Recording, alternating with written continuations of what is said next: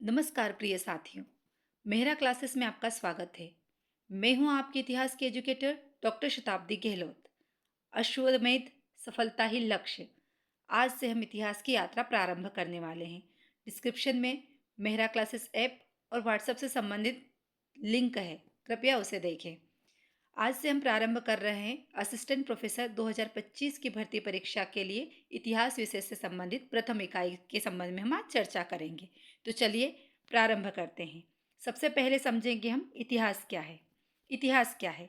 इतिहास से अभिप्राय अतीत में हुई घटनाओं को जानने से है, या फिर यूं कहें कि निश्चित रूप से ऐसा हुआ होगा ही इतिहास के अंतर्गत आता है। यानी कोई भी घटना या किसी भी बात के लिए हम इतिहास में नहीं लिख सकते। अगर आप श्योर हो, निश्चित रूप से ऐसा हुआ होगा, तो ही इतिहास की कसौटी पर वह खरा उतरेगा। सरल शब्दों में कहें तो महत्वपूर्ण घटनाओं का क्रमबद्ध अध्ययन। यानी ऐसा नहीं कि आप पहली शताब्दी की बात कर रहे हो फिर आप वापस 19वीं शताब्दी में चले जाए, नहीं, इसमें इतिहास की कसौटी पर यह खरा नहीं उतरेगा। आपको इतिहास में क्रमबद्धता लानी पड़ेगी। इतिहास के जनक के रूप में हेरोडोटस, जो यूनानी विद्वान हैं, उन्हें माना जाता है। उन्होंने 500 ईसा पूर्व लगभग भारत और फारस का वर्णन किया था। इनकी बुक का नाम है द हिस्ट्री। उसमें इन्होंने भारत और फारस का वर्णन किया था। ऐसा माना जाता है कि पहले भारत में इतिहास लेखन की परंपरा नहीं थी। हाँ, वास्तव में पहले भारत में इतिहास लेखन की परंपरा नहीं थी। वैदिक काल से इतिहास लेखन प्रारंभ किया गया। सबसे पहले इतिहास शब्द का उल्लेख ध्यान रखिएगा, इतिहास शब्द का सर्वप्रथम उल्लेख अथर्ववेद में किया गया है। लेकिन हिस्ट्री शब्द का सर्वप्रथम प्रयोग प्रयोग किसने किया है? हिस्ट्री शब्द का हेरोडोटस ने, जिसका समय काल है 484 से 425 ईसा पूर्व। और इनकी पुस्तक द हिस्ट्री में इसका प्रयोग किया गया है। ठीक है, ये ईसा पूर्व ईस्वी के बारे में हम एक पूरी क्लास में से व्यवस्थित तरीके से समझेंगे एप्लीकेशन पे कि क्या होता है ईसा पूर्व, क्या होती है ईस्वी। आइए एक परिभाषा के द्वारा हम इतिहास को समझने का प्रयास करते हैं। बहुत ही महान इतिहासकार है E.H. कार। इन्होंने इतिहास की परिभाषा दी है कि इतिहास अतीत और वर्तमान के बीच में अनवरत संवाद है। अतीत और वर्तमान यानी जो बीत गया और जो वर्तमान में चल रहा है, इन दोनों के बीच में अनवरत का अर्थ होता है कभी नहीं समाप्त होने वाला संवाद है। क्यों कहा है इन्होंने? क्योंकि अतीत में जो भूल हमसे हुई है उससे सीख कर हमें वर्तमान को संवारना है, उसे सजाना है और उसी उन गलतियों से सीख कर ही हमारे वर्तमान को सुरक्षित करना है। ये कहना है E.H. कार का। E.H. कार की एक बहुत ही बेहतरीन पुस्तक है व्हाट इज हिस्ट्री, याद रखिएगा। 400 पेज की इस किताब में ये E.H. कार कहना चाह रहे हैं कि आखिर इतिहास क्या है। और आप आश्चर्य करेंगे कि बाद में वह निष्कर्ष के तौर पर भी कहते हैं कि इतिहास क्या है, व्हाट इज हिस्ट्री।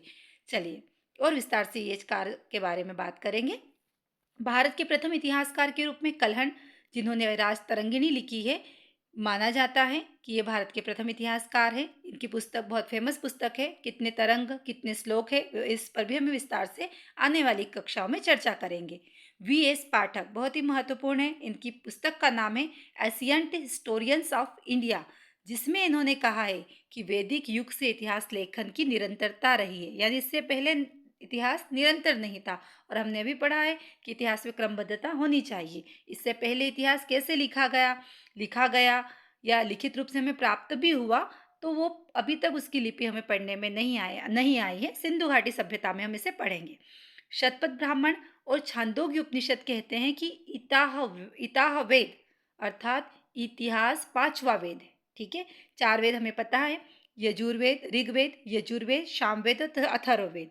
तो शतपथ ब्राह्मण और छांदोग्य उपनिषद में कहा गया इतिहा वेद, यानी इतिहास क्या है? पांचवा वेद है। ऐसा प्रश्न आता है कि कहा किस ग्रंथ में इतिहास को पंचम वेद कहा गया है, तो ध्यान रखेंगे। इतिहास को जैसे कि हम पढ़ना प्रारंभ करेंगे तो तीन भागों में हम इतिहास को पढ़ेंगे। प्राचीन भारत का इतिहास, मध्यकालीन भारत का इतिहास और आधुनिक भारत का इतिहास। ठीक है, तो इतिहास को तीन भागों में विभाजित करने का काम किया है क्रिस्टोफ सेलियरस ने, जो कि जर्मन इतिहासकार है। इन्होंने ही अध्ययन की सुविधा की दृष्टि से इतिहास को तीन भागों में विभाजित किया है। बहुत ही इंपॉर्टेंट है, क्रिस्टोफ सेलियरस, जर्मन इतिहासकार। प्राचीन भारत के इतिहास के स्रोत, अगर हमें इतिहास को जानना है तो उसके स्रोतों को पढ़ना पड़ेगा। तो प्राचीन भारत के इतिहास, जो कि पहला हमारा पार्ट है, तीन पार्ट में इतिहास डिवाइड है, प्राचीन, मध्य और आधुनिक। सबसे पहले हम पढ़ेंगे प्राचीन भारत का इतिहास, जिसके स्रोतों की आज चर्चा करेंगे। तो जिसमें सबसे पहला आता है साहित्यिक स्रोत, उसके बाद में आता है पुरातात्विक स्रोत। साहित्य से संबंधित स्रोतों को साहित्यिक स्रोत कहते हैं, पुरातत्व से संबंधित स्रोतों को पुरातात्विक स्रोत कहते हैं। साहित्यिक स्रोत के अंतर्गत भी आते हैं, पहला ब्राह्मणीय साहित्य और वैदिक साहित्य। ब्राह्मणीय साहित्य के अंतर्गत भी दो पार्टों में डिवाइड किया गया है, वैदिक साहित्य और वैदिकेतर साहित्य। वैदिक साहित्य में आता है 4 वेद, ब्राह्मण ग्रंथ, आरण्यक, उपनिषद, जिसमें से आज की कक्षा में हम वेद से प्रारंभ करेंगे। ठीक है। वैदिकोत्तर साहित्य में आता है स्मृति, वेदांग, पुराण, महाकाव्य 2 होते हैं, रामायण और महाभारत।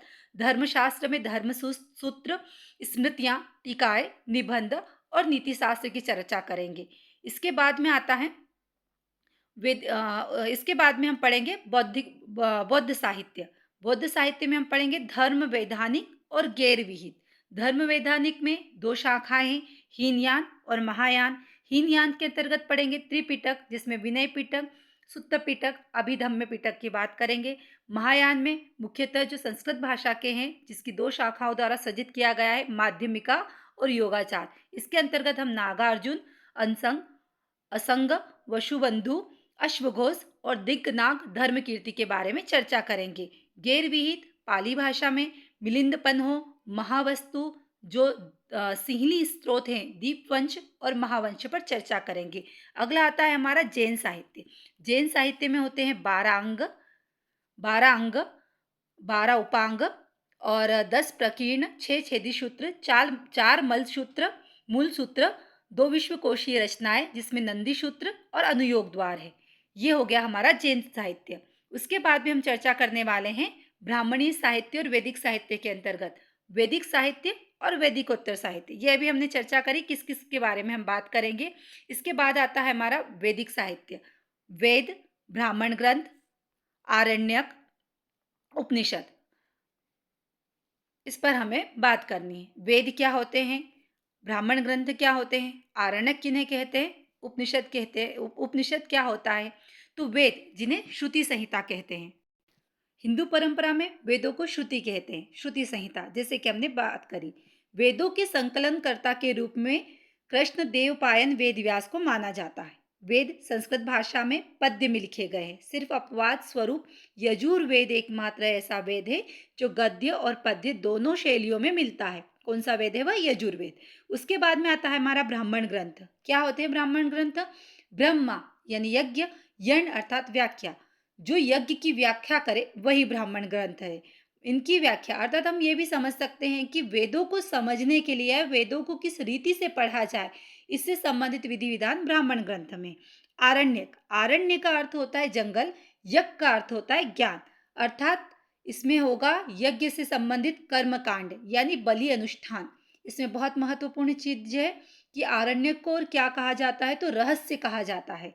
इनका प्रमुख विषय है प्राण विद्या। आगे हम इस पर विस्तार से और भी चर्चा करेंगे। उपनिषद, उप गुरु के पास, नि शिष्य, शत बैठना, अर्थात गुरु के पास बैठकर ज्ञानार्जन करना। ठीक है, गुरु के पास बैठकर ज्ञानार्जन करना।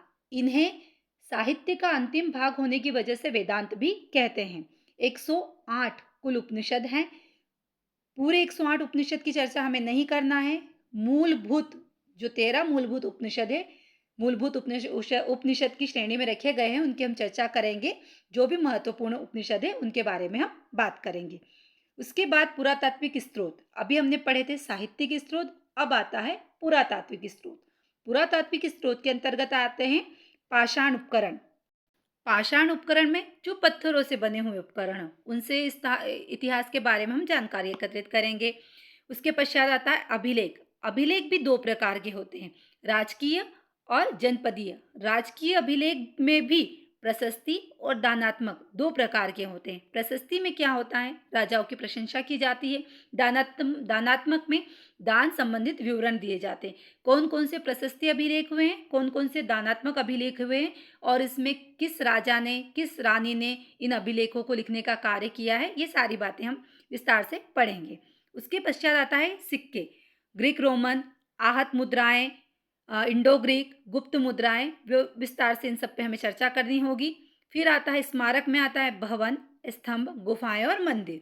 मृदभांड के अंतर्गत आते हैं लाल मृदभांड, काले मृदभांड, काले लाल मृदभांड, चित्रित धूसर मृदभांड, उत्तरी काले पॉलिशदार मृदभांड।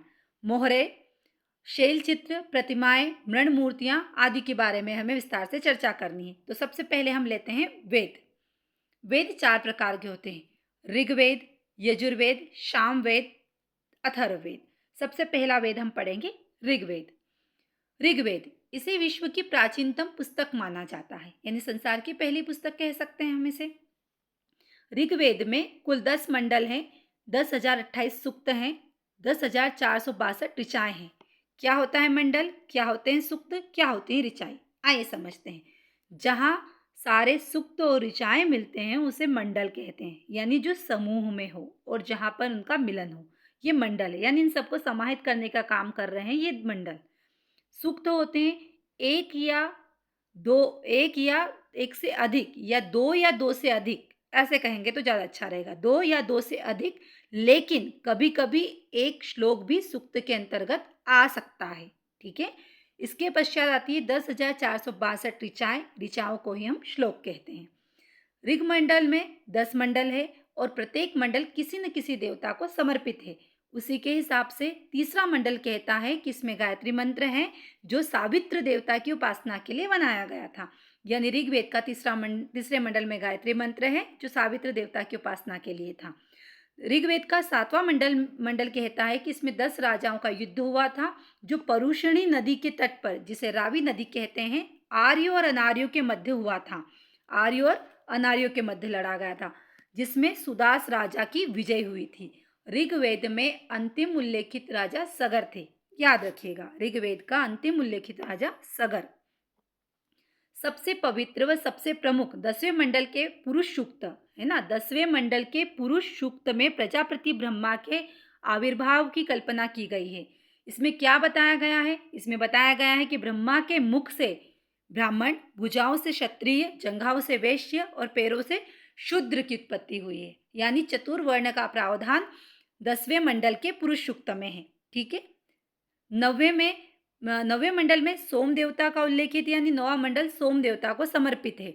ऋग्वेद का उपवेद होता है आयुर्वेद, जबकि इसके ब्राह्मण ग्रंथ हैं ऐत्रेय और कौशिकी। इसकी प्रमुख एकमात्र जीवित शाखा है ऋग्वेद की शाकल, याद रखिएगा शाकल। नदी में सरस्वती नदी को बहुत ही पवित्र नदी माना गया है ऋग्वेद में। इसे नदी तमे, अम्बी तमे, देवी तमे कहा गया है। सौभाग्यदायिनी, वत्रधनी, अन्नवती, उद्गतवती, सप्त सिंधु की जननी व नदियों में अग्रवर्ती कहा गया है। लेकिन याद रखिएगा सर्वाधिक बार वर्णन हुआ है सिंधु का, लेकिन सबसे पवित्र नदी है सरस्वती। ऋग्वेद व याज्ञिक अनुष्ठान के लिए भी प्राधान्यतः, यानी पहली प्रधानता सरस्वती नदी के तट पर ही होती थी। इसकी यानी सरस्वती नदी की सहायक नदियां हैं द्वाशदती व अपाया। उसके बाद में ऋग्वेद में 30 प्रमुख जनजातियों का उल्लेख हुआ है, जिसमें 5 प्रमुख है अनु, ध्रुय, यदु, पुरु, तुर्वश। इन्हें क्या कहा गया है, इन्हें पंचजन्य, पंचकृष्ट्य या पंचमानुष कहा जाता है। ऋग्वेद में हिमालय तथा उसकी चोटी मुंजवती का उल्लेख है और ये वही मुंजवती है जो सोमरस के लिए प्रसिद्ध है। बहुत महत्वपूर्ण है मुंजवती, जो सोमरस के लिए प्रसिद्ध है। ऋग्वेद में जो सबसे ज़्यादा शब्दों की आवृत्ति हुई है, बहुत ज़्यादा प्रश्न पूछा जाता है कि ऋग्वेद में ऐसे कौन से देवता हैं जिसकी सबसे ज़्यादा बार आवृत्ति हुई है, तो वो है इंद्र देवता। 250 बार जिनकी आवृत्ति हुई, यानी शब्द आए हैं इतनी बार ऋग्वेद में। सबसे ज़्यादा किस शब्द की आवृत्ति हुई है, तो वह है पिता। 335 बार इसका वर्णन ऋग्वेद में किया गया है, पिता नामक शब्द का। जन 275, इंद्र 250, माता 234, अग्नि 200, विदत 122, गो 176, सोम 120, अश्व 215, गण 46, गंगा का सिर्फ एक बार हुआ है, यमुना का भी सिर्फ एक बार हुआ है, ग्रह 90, सेना 20, वरुण 30, वर्ण 23, राष्ट्र 10, सूर्य 10, राजन्य 1, रुद्र 3, ग्राम 13, क्षत्रिय 9, समिति 9, सभा 8 और शूद्र का एक बार आवृत्ति हुई है। यानी ये शब्दों की आवृत्ति है कि कितनी बार इन शब्दों का ऋग्वेद में प्रयोग हुआ है। अब बात करते हैं थोड़ी सी MCQs की, कि कैसे प्रश्न आएंगे। अगर इतना ही हमारा लेक्चर हो और इससे संबंधित प्रश्न आएंगे तो कैसे आएंगे। तो इतिहास के जनक कौन है? तो इतिहास के जनक के रूप में जाने जाते हैं, अब मैंने पहले ही बात करी थी, हेरोडोटस। ऋग्वेद में कितने मंडल है? तो ऋग्वेद में कुल 10 मंडल है। इतिहास को 3 भागों में किसने विभाजित किया था? क्रिस्टोफ सेलियरस के द्वारा इतिहास को 3 भागों में विभाजित किया गया था। ऋग्वेद के किस मंडल में सोम देवता का उल्लेख है? तो ऋग्वेद के 9वें मंडल में सोम देवता का उल्लेख है। ऋग्वेद के किस मंडल में 4 वर्णों का प्रावधान है या 4 वर्णों का वर्णन किया गया है? तो ऋग्वेद के 10वें मंडल के पुरुष सूक्त में 4 वर्णों का वर्णन किया गया है।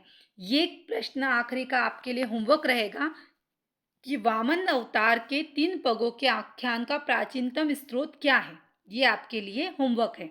आप इसका आंसर कमेंट बॉक्स में जरूर लिखिएगा। अब बात आती फीस स्ट्रक्चर की। अश्वमेध सफलता ही लक्ष्य है के लिए अगर आपको ज्वाइन होना है तो जल्दी करिए, न्यू ईयर का ऑफर चल रहा है। 4,999 की बैच 2,999 में प्रोवाइड है। लिमिटेड पीरियड के लिए ऑफर है। जल्दी अपने आप को इनरोल करें। आप कैसे इनरोल होंगे? तो मेहरा क्लासेस ऐप पर जाइए, गूगल प्ले के द्वारा प्ले से, और साथ ही YouTube channel Mehra classes visit कर सकते हैं। आपके सामने जो कॉन्टैक्ट नंबर है इस पर और अधिक जानकारी के लिए संपर्क कर सकते हैं। जल्दी से ज्वाइन करिए अश्वमेध सफलता ही लक्ष्य फैमिली को। बहुत बहुत धन्यवाद। आपके लिए बहुत अच्छा अवसर है। जैसे हर दिन एक नया अवसर लेकर आता है, वैसे ही आज का यह अवसर आपको इसे गंवाना नहीं है। मैं doctor Shatabdi Gehlot, PhD with NET, MA gold medallist.